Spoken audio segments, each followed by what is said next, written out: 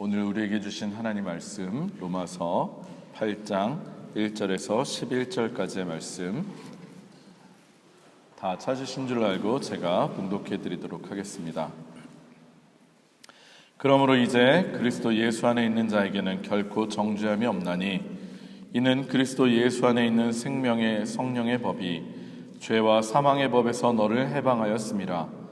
율법이 육신으로 말미암아 연약하여 할 수 없는 그것을 하나님은 하시나니 곧 죄로 말미암아 자기 아들을 죄 있는 육신의 모양으로 보내어 육신의 죄를 정하사 육신을 따르지 않고 그 영을 따라 행하는 우리에게 율법의 요구가 이루어지게 하려 하심이니라. 육신을 따르는 자는 육신의 일을, 영을 따르는 자는 영의 일을 생각하나니 육신의 생각은 사망이요 영의 생각은 생명과 평안이니라. 육신의 생각은 하나님과 원수가 되나니 이는 하나님의 법에 굴복하지 아니할 뿐 아니라 할 수도 없음이라. 육신에 있는 자들은 하나님을 기쁘시게 할 수 없느니라. 만일 너희 속에 하나님의 영이 거하시면 너희가 육신에 있지 아니하고 영에 있나니 누구든지 그리스도의 영이 없으면 그리스도의 사람이 아니라. 또 그리스도께서 너희 안에 계시면 몸은 죄로 말미암아 죽은 것이나 영은 의로 말미암아 살아있는 것이니라. 예수를 죽은 자 가운데서 살리신 이의 영이 너희 안에 거하시면 그리스도 예수가 죽은 자 가운데서 살리시니가 너희 안에 거하시는 그의 영으로 말미암아 너희 죽을 몸도 살리시리라. 아멘. 우리 공유엘 성도님 앞으로 나오셔서 독일어로 또 말씀 읽어주시도록 하겠습니다.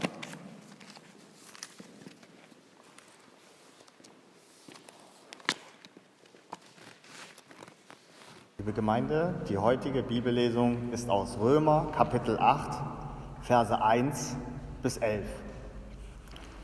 Das Leben im Geist. So gibt es nun keine Verdammnis für die, die in Christus Jesu sind. Denn das Gesetz des Geistes, der lebendig macht in Christus Jesus, hat dich frei gemacht von dem Gesetz der Sünde und des Todes. Denn was dem Gesetz unmöglich war, weil es durch das Fleisch geschwächt war, das tat Gott. Er sandte seinen Sohn in der Gestalt des sündigen Fleisches um der Sünde willen und verdammte die Sünde im Fleisch, damit die Gerechtigkeit vom Gesetz gefordert in uns erfüllt würde, die wir nun nicht nach dem Fleisch leben, sondern nach dem Geist. Denn die da fleischlich sind, die sind fleischlich gesinnt.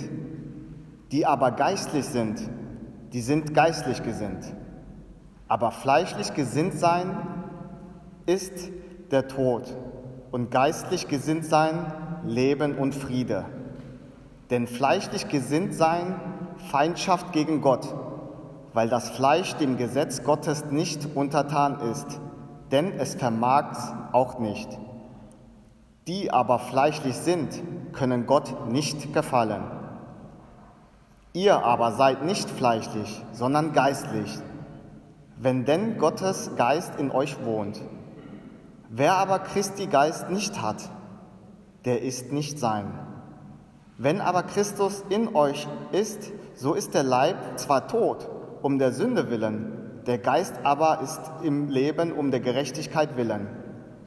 Wenn nun der Geist dessen, der Jesus von den Toten auferweckt hat, in euch wohnt, so wird er, der Christus von den Toten auferweckt hat, auch eure sterblichen Leiber lebendig machen, durch seinen Geist, der in euch wohnt. 이는 살아계신 하나님 말씀입니다. 다 자리에 앉으시겠습니다. 제가 잠깐 기도하고 우리 하나님 말씀 전하도록 하겠습니다. 기도하겠습니다. 좋으신 주님 감사합니다. 하나님 아버지의 사랑으로 우리가 이 자리까지 올 수 있음을 고백합니다. 아무런 능력도 아무런 선함도 없는 저희들을 주님께서 당신의 외아들과 바꾸시고 우리를 위해서 십자가에 당신의 외아들을 내놓으셨습니다. 하나님, 우리들 그 은혜 기억하는 우리들 되게 하시고 우리도 주님의 그 사랑으로 우리들 주님을 더욱 사랑하고 우리 하나님을 사랑하는 마음으로 우리 함께 예배드리고 있는 이 공동체 그리고 우리의 이웃들을 더욱 사랑할 수 있는 우리들 되게 하여 주시옵소서.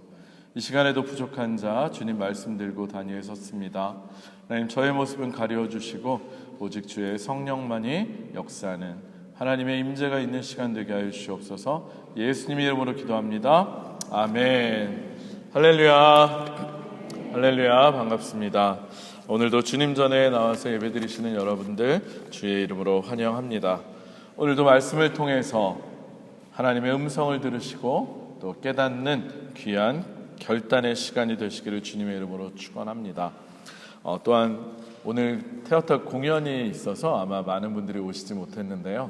또 한국에서 우리 이광호 목사님 지금 보고 계실지 모르겠는데 영상을 통해서 또 나중에 영상으로 말씀을 들으시는 분들에게도 동일한 은혜가 있으시길 주의 이름으로 축원합니다. 지난 주일은 무슨 주일이었죠, 우리? 네? 벌써 까먹으셨나요? 지난주는 핑스턴 성령 강림 주일이었습니다. 맞죠? 여러분들, 그래서 한번 질문을 던지고 싶은데 지난 한 주간 모두 성령 충만한 한 주 되셨습니까? 대답이 없으시네요. 별 생각 없이. 우리 다시 한번 여쭙겠습니다. 모두 성령 충만하셨습니까?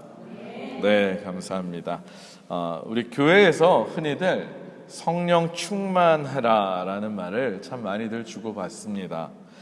저도 늘 여러분들에게 성령 충만하십시오 라고 이야기를 하는데요. 그런데 막상 성령의 충만이 무엇이냐라고 물어본다면 이 질문에 대답을 하기가 좀 쉽지 않은 것 같습니다. 여러분들이 생각하시는 성령의 충만함이란 어떤 것입니까?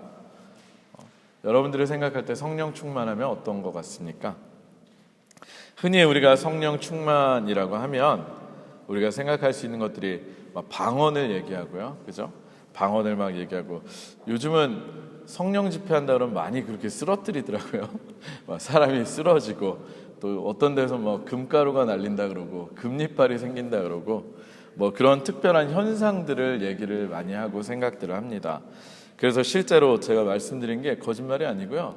한때 한국에서 몇 년 전에 뭐 집회한다 그러면 막 금가루 보인다 그러고 금리빨 생긴다 그러고 그런 걸 실제로 보는 사람들도 있었다라고 합니다.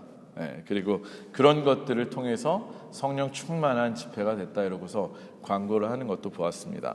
뭐 어떻게 보면 그것도 맞는 말일 수도 있을 것 같습니다. 뭐 실제로 지난주에 우리가 사도행전 말씀을 같이 나누었는데요.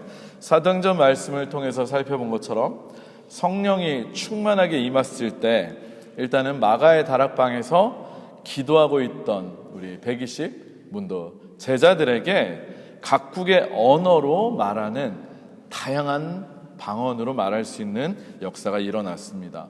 그리고 또 사도행전을 보면 성령의 충만한 역사가 일어났을 때마다 제자들이 가는 곳곳마다 병고침도 일어났고요. 또 치유의 사건도 실제로 일어났습니다. 물론 그런 것들도 성령의 충만함을 나타내는 좋은 증거인 것 같기도 합니다. 그러나 그것은 성령의 충만함이 임할 때 나타나는 현상, 겉으로 드러나는 현상 중에 하나이지 성령 충만 자체를 명확하게 설명하기는 좀 어려운 것 같습니다. 사실 지난 한 주일 동안 저는 특별히 성령 강림주일을 보낸 이후에 더욱더 성령의 충만함이 무엇인가에 대해서 개인적으로 고민하고 묵상하는 시간을 좀 가져보았습니다.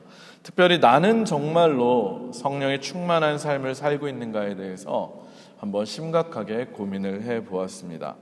그리고 오늘의 말씀을 준비하면서 다시금 성령의 충만함이 무엇인가에 대해서 생각해 볼 수 있었고 또 나름대로 깨달음을 얻을 수 있었습니다. 오늘의 말씀을 통해서 여러분 모두도 성령의 충만함이 무엇인지를 깨닫고 또 실제로 성령의 충만한 삶을 사시기를 주님의 이름으로 축원합니다.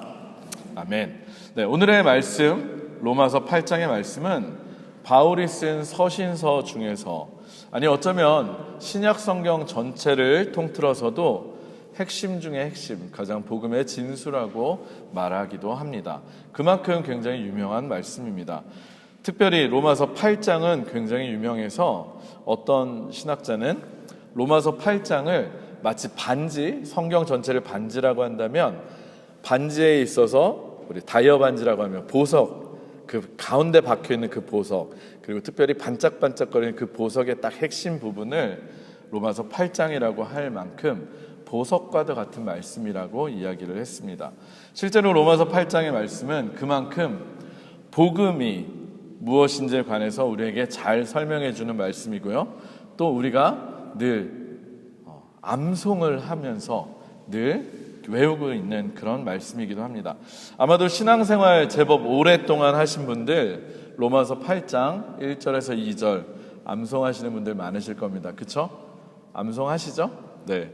그래서 그런 의미에서 우리 이 시간에 한번 우리 이 중요한 말씀을 한번 다 같이 암송을 해봤으면 좋겠습니다. 당황들 하지 마시고 지금에서 성경책 보지 마시고 한번 외우시는 분들은 저를 쳐다보고 말씀을 한번 암송해 보시고 아직 외우기까지는 못했다 하시면 성경책 보셔도 상관없습니다. 여러분들 위해서 저도 보면서 하겠습니다. 네, 그럼 됐죠? 네, 시작. 그러므로 이제 그리스도 예수 안에 있는 자에게는 결코 정죄함이 없나니 이는 그리스도 예수 안에 있는 생명의 성령의 법이 죄와 사망의 법에서 너를 해방하였습니다. 아멘. 우리 이번엔 자신 있게 한번 읽으면서 해봅시다. 우리 한번 읽어보시고 오늘 꼭 댁에 가시면 한번 암송해 보셨으면 좋겠습니다. 우리 다 같이 한번 큰 소리로 읽겠습니다. 시작. 그러므로 이제 그리스도 예수 안에 있는 자에게는 결코 정죄함이 없나니 이는 그리스도 예수 안에 있는 생명의 성령의 법이 죄와 사망의 법에서 너를 해방하였음이라. 아멘. 할렐루야. 아멘. 우리가 함께 읽은 이 로마서 8장 1절과 2절의 말씀을 통해서 우리는 굉장히 분명한 명확한 진리의 말씀을 붙잡을 수 있습니다. 그것은 우리가 이제는 더 이상 죄로 인해서 죽을 존재가 아니라 죄로부터 해방된 존재, 영원한 생명, 영생을 얻은 존재들이 되었다는 사실입니다. 할렐루야. 여러분들 정말로 이 진리의 말씀을 믿으십니까?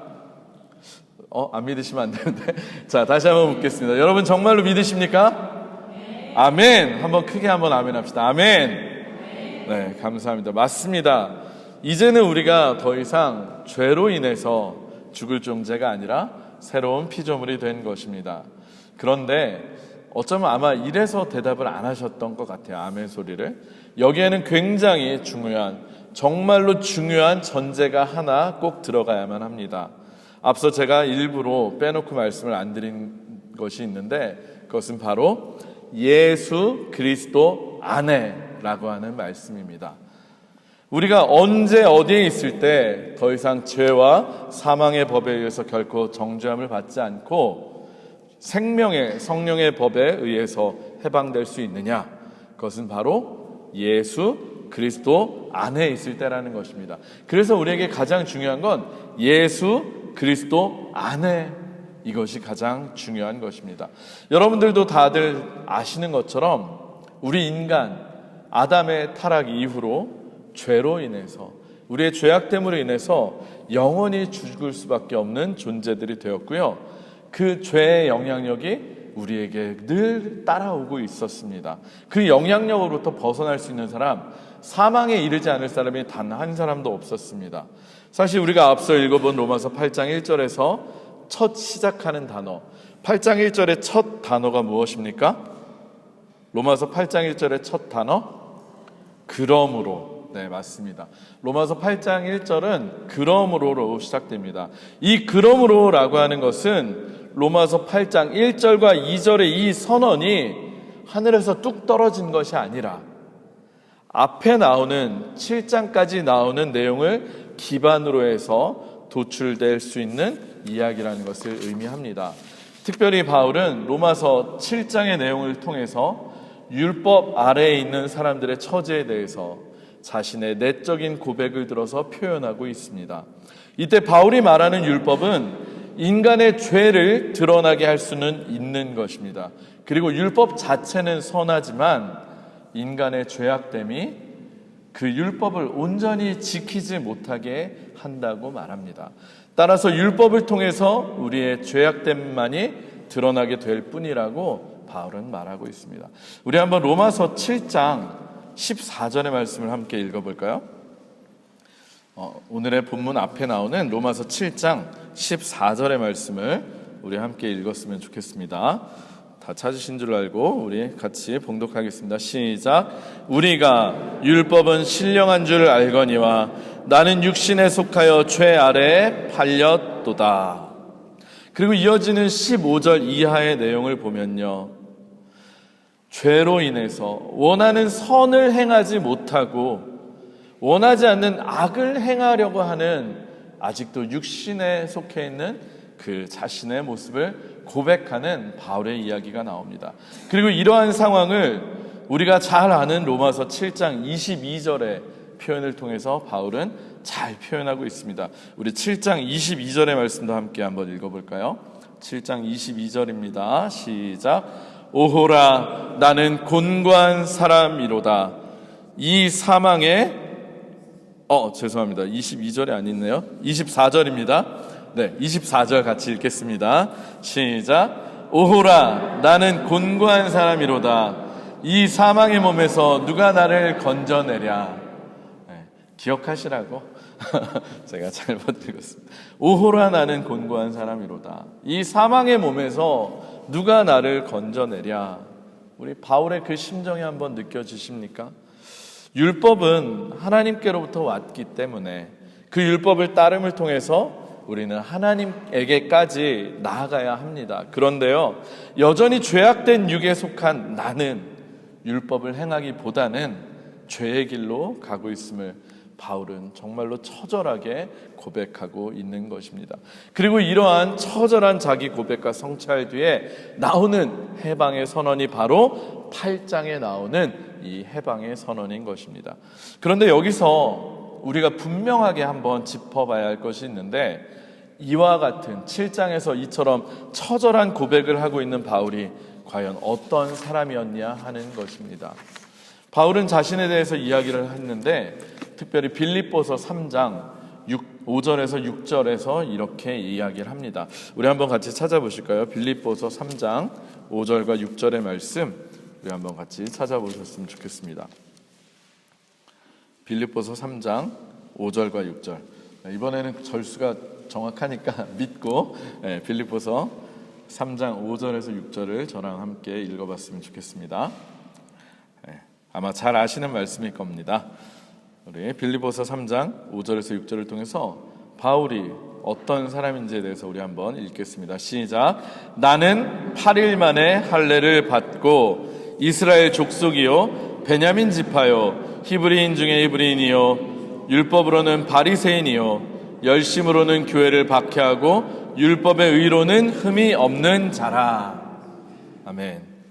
율법의 의로는 흠이 없는 히브리인 중에 히브리인이라고 자부하고 있었던 그런 바울임에도 불구하고 그가 고백하는 것, 로마서 7장을 통해서 그가 결국 고백하는 것이 무엇입니까? 바로 육에 속했던 자기로서는 율법을 통해서 의에 이를 수 없었다라는 것을 고백하고 있는 것입니다. 따라서 그가 오늘의 이 치열한 내적 고뇌를 벗어나서 해방을 선포할 수 있는 유일한 방법이 무엇이었는지 우리는 반드시 기억해야만 합니다. 그리고 바울이 이야기한 그 유일한 방법이 무엇입니까? 바로 우리가 어디에 있는 것? 그리스도 예수 안에 있는 것. 바로 이것입니다. 여러분, 이것을 반드시 기억하셔야만 합니다. 왜냐하면 우리가 너무나 잘 알고 있는 것처럼 우리가 예수 그리스도 안에 있다는 것은요, 뭘 의미하냐면 더 이상 죄에 끌려다니던 우리의 육체가 이제 예수 그리스도의 십자가와 함께 같이 죽게 되었다는 것을 뜻하기 때문입니다. 그리고 예수 그리스도의 부활과 함께 우리도 이제는 새로운 피조물이 되어서 함께 새롭게 부활의 몸을 입을 수 있다는 것을 의미합니다. 그런데 이것이 언제만 가능하느냐? 당연하게도 우리가 예수 그리스도 안에 있을 때에만 이것이 가능하다는 것입니다. 따라서 우리가 예수 그리스도 안에 있을 때는 더 이상 우리의 죄된 몸은 이미 죽었기 때문에 더 이상 죄와 사망의 법이 우리에게 영향을 끼칠 수 있다 없다? 없다. 그리고 그리스도 예수 안에 있는 생명의 성령의 법, 예수 그리스도를 다시 살리신 그 생명의 성령의 법이 우리 또한 해방시킬 것이라는 것을 말씀하고 있습니다. 이것을 다른 표현으로 하면 우리가 잘 알고 있는 갈라디아서 2장 20절의 말씀과 같습니다. 내가 그리스도와 함께 십자가에 못 박혔으니 그런즉 이제는 내가 사는 것이 아니요 내 안에 그리스도께서 살게 되는 것이다. 아멘. 할렐루야. 할렐루야. 사랑하는 성도 여러분, 제가 사실 법을 잘 아는 사람은 아닙니다. 물론 법 없이도 살 사람이라서 제가 법을 모르긴 하지만, 저는 법을 전혀 알지 못하지만 실제로 이 세상의 법정에서도 범죄를 저지르면 그 법에 의해서 죄의 값을 계속해서 치르고 처벌을 받게 됩니다. 맞죠? 그죠? 공소시효가 어느 정도인지 모르겠지만 어쨌든 그 죄값을 치르게 됩니다. 그런데 누군가가 죄를 지었음에도 불구하고 처벌을 받지 않고 검사로부터 기소를 당하지 않는 때가 딱 한 번 있습니다. 여러분들 그게 언제인 줄 아십니까? 정치에 관심이 많으신 분들은 아마 잘 아실 텐데, 범죄 혐의를 받고 있던 피의자가 사망하게 되었을 때 더 이상 기소를 받지 않습니다. 이때 검사는 공소권 없음이라고 해서 더 이상 법의 판단을 내리지 않게끔 그냥 사건이 없어지게 됩니다. 마찬가지입니다. 우리가 예수 그리스도 안에 있을 때 우리는 예수 그리스도와 함께 이미 십자가의 죽음으로 인해서 더 이상 죄에 대해서는 무엇이 된다? 공소권 없음이 되는 것입니다. 따라서 더 이상 죄로부터 영향을 받지 않게 되는 것이고, 죄의 영향력 아래 머무는 것이 아니라 이제는 예수 그리스도의 부활과 함께 우리도 새로운 생명을 얻어서 영생을 살아가게 되는 것입니다. 따라서 우리가 이러한 죄로부터의 해방과 죄사함의 은혜를 누리기 위해서는 반드시 우리는 어디에 있어야 합니까? 예수 그리스도 안에 있어야 하는데, 우리가 예수 그리스도 안에 있게 하는 것이 바로 성령님의 역사입니다.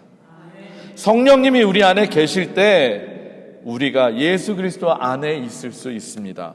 그리고 우리가 예수 그리스도 안에 있음으로 인해서 영의 일을 생각하게 되고요, 영의 일을 따를 수 있게 되고, 그것이 바로 성령의 충만함을 받는 삶을 얘기하는 것입니다.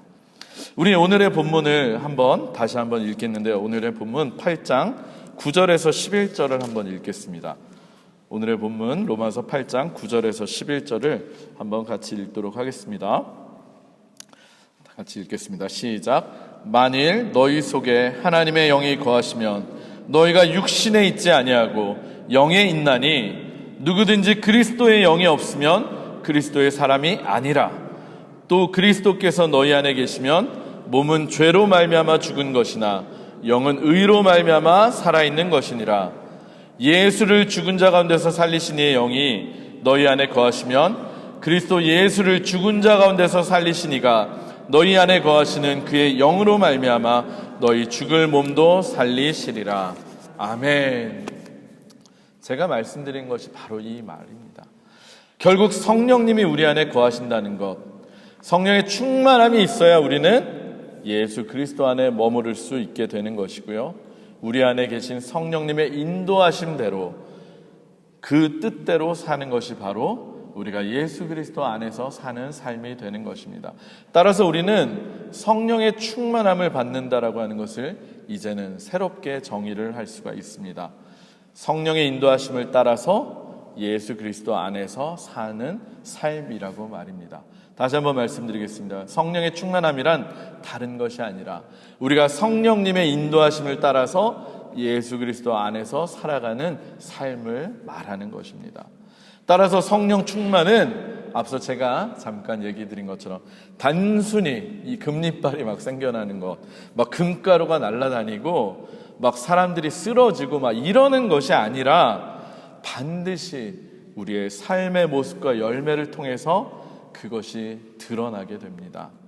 우리가 일상의 삶에서 육신의 것을 쫓아서 사느냐, 아니면 하나님께 속한 영의 것을 쫓아서 사느냐가 결국 달라지기 마련이기 때문입니다. 그리고 이것은 특별히 우리가 잘 알고 있는 성령의 9가지 열매들을 통해서 우리의 삶 속에서 열매 맺고 드러나게 됩니다. 사랑과 희락과 화평과 오래 참음과 자비와 양선과 충성과 온유와 절제, 이런 성령의 열매들이 우리의 삶에서 열매 맺고 나타나게 되는 것입니다.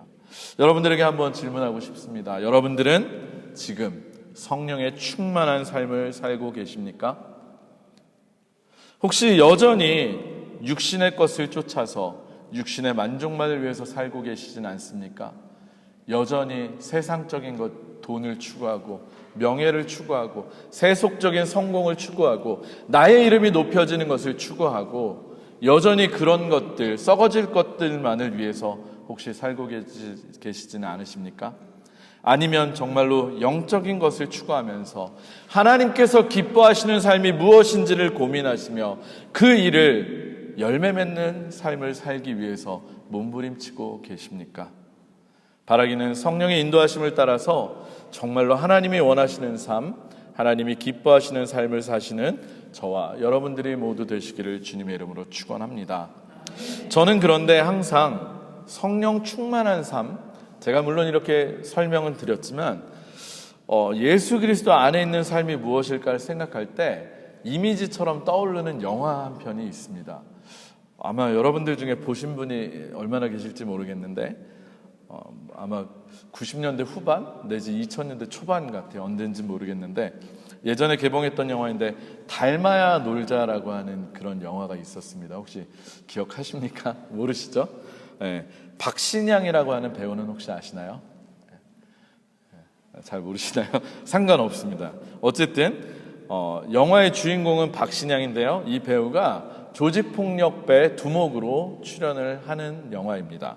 그런데 그가 몸담은 조직 안에 어떤 암투가 있고 문제가 생겨서 자신의 부하들과 함께 몸을 숨기기 위해서 어디로 들어갔느냐? 사찰로 숨어 들어가게 됩니다.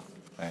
교회로 갔으면 좋았을 텐데 산으로 사찰로 숨어 들어갔습니다. 그런데 그런 그들, 조직폭력배들이 와서 스님 행세하고 몸을 숨기고 있는 것을 못마땅해 했던 스님들이 그들을 내보내려고 했습니다. 그러고 맨날 싸우고 하니까 큰 스님이 여러 가지 대결을 통해서 이긴 사람들의 말을 들어주겠다라고 하는 그런 코미디 영화입니다. 그 대결 중에 큰 스님이 한 가지 문제를 냈는데 그게 무엇이었냐면 큰 항아리가 있는데 밑독이 빠진 깨어진 항아리입니다. 그 깨어진 항아리에 물을 연못에서 부어다가 떠다가 가득 채우라는 그런 문제입니다. 아무리 힘을 다해서 아무리 빨리 뛰어가서 물을 바가지째 퍼다가 날르고 항아리에 부으고 또 부어도 깨어진 항아리에 물이 가득 채워지지가 않습니다. 붓는 족족 아래로 빠져버립니다. 그러던 중에 마지막에 이제 시간이 정말 얼마 안 남아서 이제 쫓겨나기 직전인데 박신양 배우 주인공이 머리를 써서 그 항아리를 들고서 연못으로 뛰어가더니 그 항아리를 연못에 던져버렸습니다. 그랬더니 어떤 일이 일어났습니까? 항아리가 물에 잠기면서 항아리 속으로 물도 가득 담기게 되었습니다. 여러분들도 한번 머릿속에 그림을 그려보세요. 깨진 항아리였지만 연못 속에 던졌을 때 물도 들어오고 항아리에 물이 가득 차는 것, 이와 마찬가지 아닐까 저는 생각을 합니다. 깨진 항아리처럼 죄악된 우리들, 왜곡된 육신의 욕망을 쫓아 사는 우리들은 아무리 우리 노력으로 우리의 스스로의 힘으로 선을 행하려고 해도 율법을 행하려고 해도 하나님의 뜻대로 행하려고 해도 육체를 따르는 우리의 죄성의 지배를 벗어날 수가 없습니다. 아무리 몸부림쳐도 되질 않습니다. 우리가 아무리 스스로 애를 써봐도 우리는 그 항아리의 구멍을 메울 수 없는 것처럼 말입니다. 그러나 우리가 예수 그리스도 안에 우리 자신을 던지고 그 안에 퐁당 잠길 때 우리는 이제 우리 안에 가득 채워진 성령님을 통해서 성령님을 따라서 비로소 영의 일을 추구할 수 있게 될 수 있는 것입니다. 그리고 예수 그리스도와 함께 우리의 몸도 새롭게 부활할 수 있게 되는 것입니다. 사랑하는 성도 여러분, 신앙생활을 결코 내 힘으로, 내 능력으로, 내 의지로, 내 노력으로 하려고 하지 않으시기를 축원합니다. 내 노력과 내 의로 하려고 할 때 우리는 결국 더욱 큰 좌절감에 빠지게 마련입니다. 우리의 불가능함을 인정하시고 예수 그리스도 안에 푹 잠기시는 저와 여러분들이 되시기를 축원합니다. 그럴 때에 우리가 예수 그리스도 안에 푹 잠길 때 성령님께서 우리 안에 가득 채워주시고 또 충만히 넘쳐서 우리를 육신의 일을 추구하는 삶이 아니라 영의 일, 하나님이 기뻐하시는 일을 추구하는 사람들로 새롭게 창조하실 줄 믿습니다. 말씀을 정리하도록 하겠습니다. 오늘 말씀을 준비하면서 사실 지난 한 주간 특별히 금요일부터 저는 유독 마음이 복잡한 시간을 보냈습니다. 안 그래도 월요일부터 저한테 참 안 좋은 소식들이 많이 전해졌었습니다, 개인적으로. 그래서 마음이 안 좋았는데 금요 찬양 기도회 때 있었던 일이 설교를 준비하는 내내 계속 머릿속에 남아있었기 때문입니다. 금요 찬양 기도회 때 참석하신 분들은 뭐 아시겠지만 예배 전에 교회에 돈을 구걸하시는, 요구하시는 한 남자분이 예배 전에 찾아오셨습니다. 대놓고 300유로를 달라 그러시더라고요.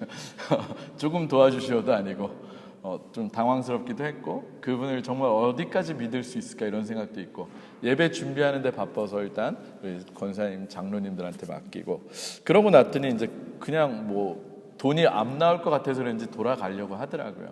그래서 부랴부랴 그 사람을 쫓아가서 제가 가지고 있는 뭐 나름 제 선에서는 최선의 금액을 줘서 보냈다고 생각을 했는데, 이상하게 금요 기도회 때 보신 분들은 아시겠지만 제가 이상하게 뭐 죄 고백을 할 정도로 그런 스스로에 대한 자책과 정죄가 참 심하게 왔었습니다. 사실 설교를 준비하면서도 계속 따라왔습니다. 제가 그랬던 이유를 다시 한번 집에 가서 생각해 보니까 딱 하나였던 것 같아요.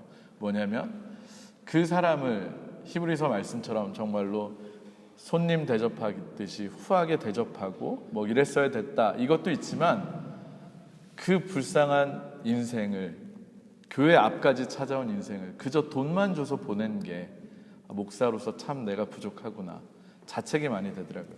그 사람에게 적어도 예배 자리에 앉게끔 하고, 그리고 기도를 해주고, 그 인생을 위해서 정말 축복해주고, 그리고 나서 돈을 주든 아니면 차표를 끊어주든 그랬으면 됐는데, 저도 갑자기 당한 일이라 굉장히 당황했었던 것 같아요.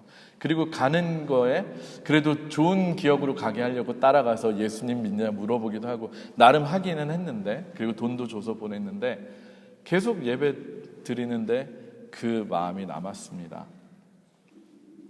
사실 그래서 그런지 설교를 준비하면서도 내가 정말로 복음의 열정을 가지고 한 영혼을 그렇게 어떻게든 구원하기 위해서 매달리고 열정을 갖고 그렇게 설교하고 그런 사람이 아니었나? 라는 자책감도 들면서 내가 무슨 설교를 할 수 있지? 뭐 이런 자책이 막 오는 거예요. 말씀대로 선포한 대로 살지도 못하면서 과연 내가 설교할 자격이 있나? 라든가 내가 정말 목사는 맞나? 라고 하는 저라는 사람의 자꾸 연약함의 생각이 나서 정말 말씀 준비가 안 되는 거였습니다. 불편하기만 했고요. 뭐 따지고 보면 제가 엄청 잘못한 거 아닌 것 같기도 해요, 사실. 진짜 큰 돈을 들였거든요, 제 선에서는. 그리고 예수님이 함께 하실 거다라고 이제 위로도 해드리고 기도까지는 못 해드렸지만 나름 했는데, 그런데도 이상하게 그날따라 저한테 큰 자책이 왔었습니다. 아마 주중에 제가 어릴 때부터 교회 생활을 같이 하던 1살 어린 고향 후배 같은 동생이 먼저 소천했다는 소식을 들어서 그랬을지도 모르겠어요. 기회 있을 때 꼭 복음을 전하고 구원해야 되는데라는 그 자책이 아마 생각해보니까 다 연결이 됐던 것 같아요. 성령 충만한 삶은 뭐지?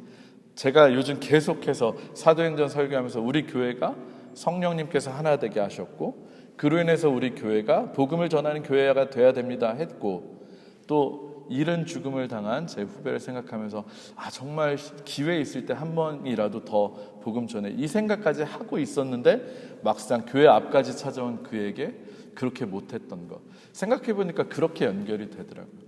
그러면서 내가 가짜 목사인가? 이런 생각까지 들었습니다. 그러다가 기도를 하면서, 특별히 오늘의 말씀을 준비하면서 묵상을 계속하다가 정말로 오늘의 말씀이 저에게 살아있는 말씀으로, 오늘의 본문의 말씀이 제 마음에 확 와닿는, 깨달아지는 은혜가 생겼습니다. 정말 놀라운 경험을 했습니다. 우리가 잘 아는 것처럼 사탄은 우리를 끊임없이 시험하고 또 유혹합니다. 그리고 우리가 영의 생각을 쫓지 못하게, 육의 생각을 쫓게끔 계속 우리를 유혹합니다. 그리고 우리가 육의 생각을 쫓아 살고, 또 때때로 우리도 인간이기 때문에 넘어질 때가 있잖아요. 우리가 죄의 유혹에 넘어지게 되면 우리를 끊임없이 정죄합니다. 사단이란 뜻 자체가 참소하는 자란 뜻 아닙니까? 계속해서 우리를 참소합니다. 야, 네가 그러고도 예수 믿는 사람이야? 야, 그 사람이 마지막 기회였으면 어쩔 거야? 네가 복음 안 전해서 그 사람 어떻게 됐으면 어쩔 거야? 네가 그러고도 목사야? 네가 그러고도 교인들한테 예수 전하라고 나가서 누구들한테 복음 전하라는 사람이 될 수 있어? 이런 식의 정죄가 계속 오는 거예요. 그런데 우리는 연약하기에 때때로 넘어질 수 있고, 우리의 힘만으로는 늘 영의 생각을 쫓아서 살 수 없다는 것. 더 쉽게 말해서 내 힘으로는 예수님의 말씀대로 결코 온전히 살 수 없다는 것을, 그 의미를 다시 한번 깨닫게 되었습니다. 저도 모르는 사이에 어느 순간에 저는 자신하고 있었던 것 같아요. 그래도 나는 목사니까, 그리고 내가 그래도 매일 말씀 전하고 기도하고 하니까 자만했던 것 같아요. 다시 한번 이 말씀 앞에서 정말 겸손하게 제 스스로를 돌아보게 되었습니다. 그리고 그것이 가능하게 하실 수 있는 분, 오직 성령님이시며, 바로 우리가 예수 그리스도 안에 있을 때 성령님께서 그것이 가능하게끔 우리들을 이끌어 주신다는 것을 다시금 깨닫게 되었습니다. 사단은 계속해서 우리를 과거의 한 잘못 속으로 우리를 계속 끌고 가고, 계속 그 잘못에서 머물게 해서 우리가 앞으로 한 걸음도 나가지 못하게끔 우리들을 정죄하고 또 정죄합니다. 그리고 우리가 계속 그 자책감에만 묶여 있게끔 합니다. 여전히 죄의 영향력 아래에서 우리를 가둬두려 하고, 그래서 결국 나는 어차피 안 되나 봐 하고 스스로 포기하게 만듭니다. 그러나 나의 연약함을 인정하고 나의 죄악됨을 고백하고 예수 그리스도 안에 나를 던질 때, 그분께 나를 온전히 맡길 때 주님의 성령이 드디어 나를 가득 채워주시고 나를 죄와 사망의 법에서 해방시켜 주심을 다시금 깨닫게 되었습니다. 실제로 저도 지난 이틀 동안의 자책과 정죄에서 해방될 수 있었고, 그리고 주님이 주시는 평안을 회복할 수 있었습니다. 그리고 더욱더 내 자신을 의지하지 말고 자만하지 말고 늘 성령님의 인도하심을 구해야겠다는 생각이 더 강력하게 들었습니다.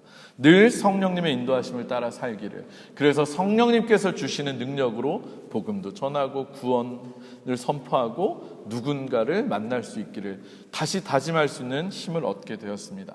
사랑하는 성도 여러분, 우리의 힘으로는 결코 선을 행할 수가 없습니다.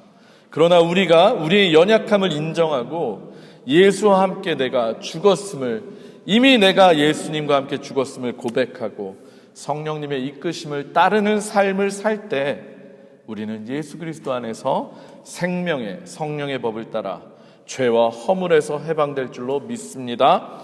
그리고 우리가 바라는 영의 일을 드디어 추구하게 되고요, 하나님께서 기뻐하시는 삶을 살게 될 줄로 믿습니다. 예수님의 말씀대로 살아가야 한다고 늘 생각은 하지만 늘 넘어지고 좌절하시는 혹시 성도님들 계십니까? 아마 많이들 계실 겁니다. 그래서 신앙생활이 기쁘고 즐겁기보다는 늘 부담스럽고 재미도 없고, 또 설교 듣는 것이 즐겁기보다는 늘 불편하고 그럴 때가 아마 있으실 겁니다. 그런 여러분, 예수 그리스도 안에 여러분들을 던지십시오. 나의 연약함과 무능력함을 인정하시고 하나님의 도우심을, 예수 그리스도의 도우심을, 전적인 도우심을 구하시길 바랍니다. 특별히 십자가를 통해서 예수 그리스도를 깊이 묵상하시고 그 위에서 예수님과 함께 내가 죽었음을 인정하시고 우리의 죄와 허물을 회개하시고 연약함을 고백하시기를 주님의 이름으로 축원합니다. 그리고 성령의 충만함을 구하며 기도할 때 우리 주님께서 우리들에게 성령을 충만하게 부어주시고 우리의 삶을 이끄시리라 믿습니다. 그리고 우리도 이제는 그 성령의 인도하심을 따라서 이제는 영의 일을 추구하며 하나님이 기뻐하시는 삶을 살고 열매 맺는 삶을 살게 될 것입니다. 마지막으로 우리 요한복음 15장 5절의 말씀을 한번 읽어드리고 말씀 마무리하겠습니다. 나는 포도나무요 너희는 가지라. 그가 내 안에 내가 그 안에 거하면 사람이 열매를 많이 맺나니 나를 떠나서는 너희가 아무것도 할 수 없음이라. 아멘. 이 요한복음 15장 5절의 말씀처럼 내가 예수님 안에, 예수님이 내 안에 계심으로 성령님의 인도하심을 따라서 아름다운 열매를 많이 맺으시는 저와 여러분들이 되시기를 주님의 이름으로 축원합니다. 우리 한번 이 시간에 찬양하고 기도했으면 좋겠습니다. 우리 주보에 제가 복사해 놓은 찬양이 있는데요, 6월절 어린 양의 피로라는 그런 찬양입니다.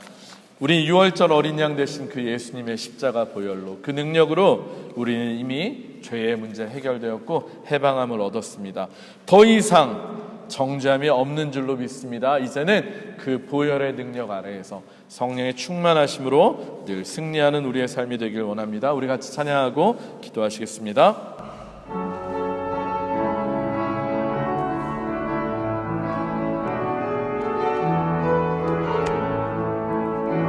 유월절 어린 양의 피로 나의 삶의 문이 열렸네. 저 어둠의 권세는 힘이 없네. 주 보혈의 능력으로 원수가 날 정죄할 때에도 난 의롭게 설 수 있네. 난 더 이상 정죄함 없네. 난 주 보혈 아래 있네. 난 주 보혈 아래 있네. 그 피로 내 죄 사했네.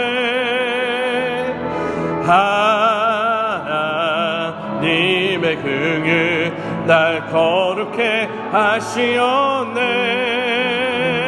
난 주 보혈 아래 있네.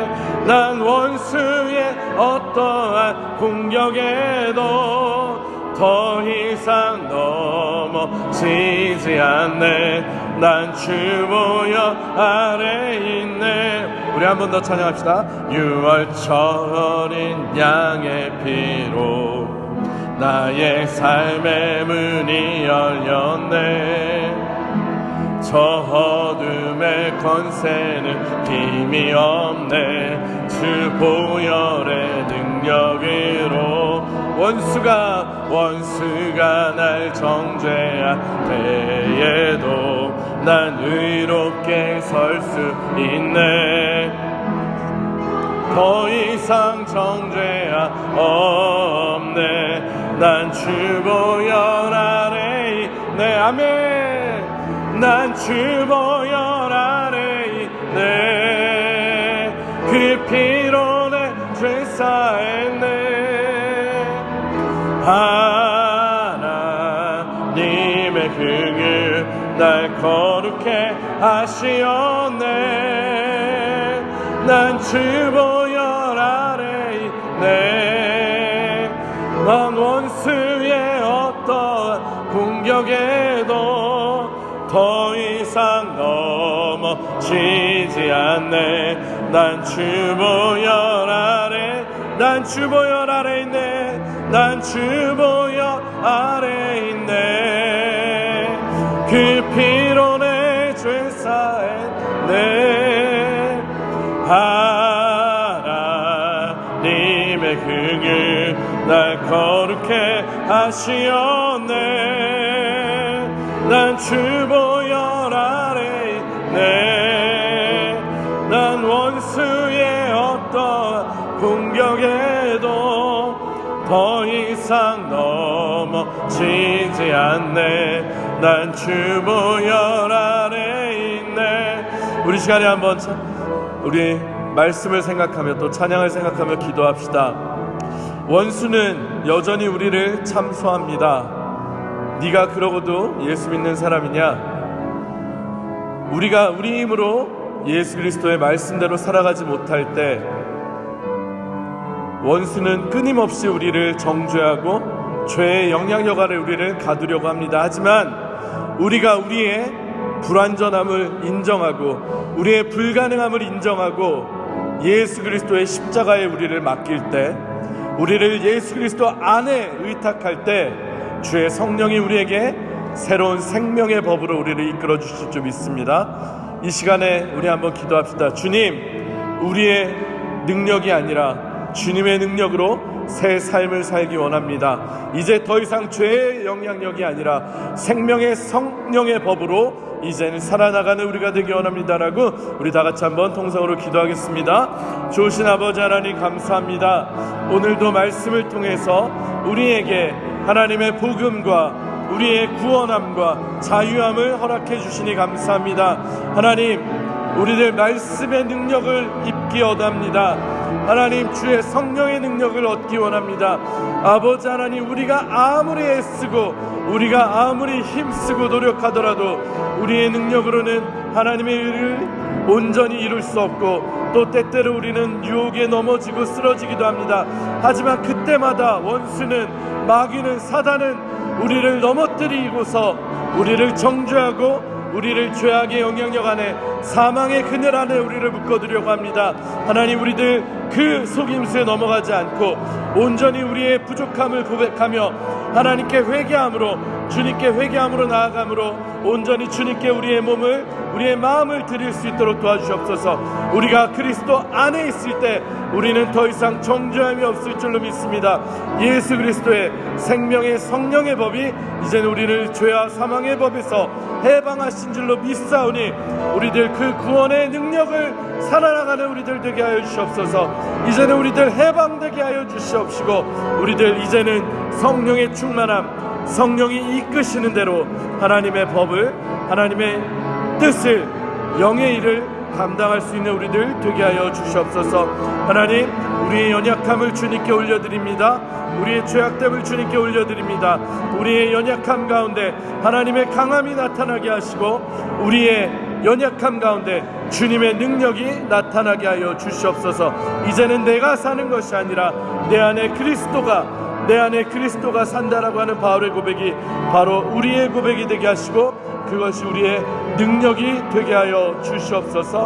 하나님께서 우리에게 힘과 능력을 주심을 새로운 피조물로 창조하셨음에 감사하며 모든 말씀 예수님 이름으로 기도합니다. 자, 잠시 기도하겠습니다. 하나님 감사합니다.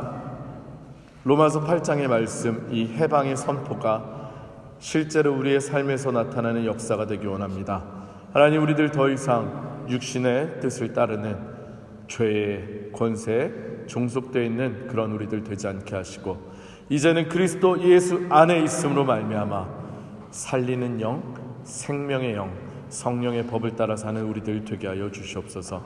우리들 여전히 육신의 것을 추구하며 썩어질 것을 추구하는 삶을 살고 있다면 이제 우리가 그리스도 안에 함께 있으므로 이제 내가 주와 함께 죽고 주와 함께 삶으로 이제 내 안에 그리스도께서 이끄시는 삶, 하나님께서 기뻐하시는 영의 것을 추구하는 삶을 살 수 있는 우리들 되게 하여 주시옵소서. 주님께서 우리에게 힘 주시고 능력 주시고 함께 하실 줄 믿사오며 모든 말씀 예수님 이름으로 간절히 기도합니다. 아멘.